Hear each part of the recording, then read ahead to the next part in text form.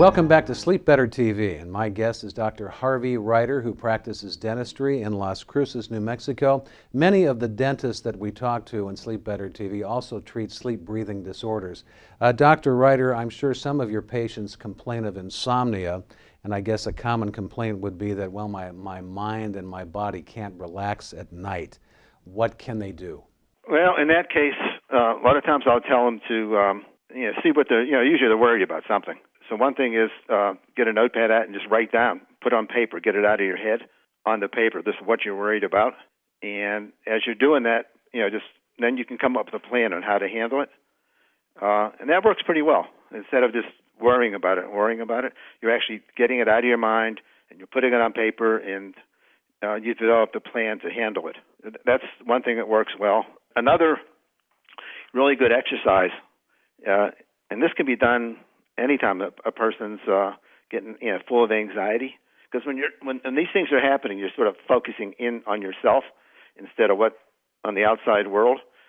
So another really good exercise is called take a walk.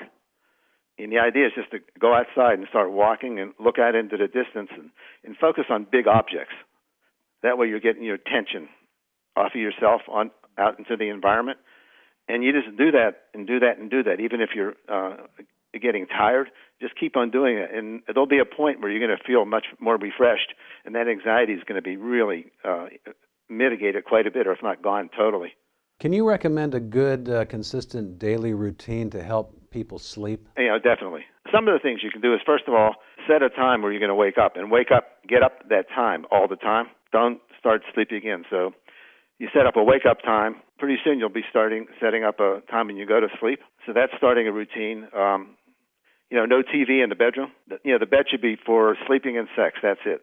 No computers in the room, no TV, no caffeine. Same thing with alcohol. And certain foods, especially foods that have MSG, avoid this type of thing. And daily exercise is really good, but no real heavy exercise 2 or 3 hours before you go on to bed. And Dr. Reiter, what's your take on sleeping pills, either the prescription kind or the natural remedies? I'm not a fan of sleeping pills because most of them, they'll put you to sleep for sure, but a lot of them, there's different sleep stages, so they'll interfere with the natural sleep stages. A lot of times the half-life is pretty long, which means when you wake up the next day, they're still working, whether you know it or not. Also, over time, your body seems to get used to them, so you're using more and more and more.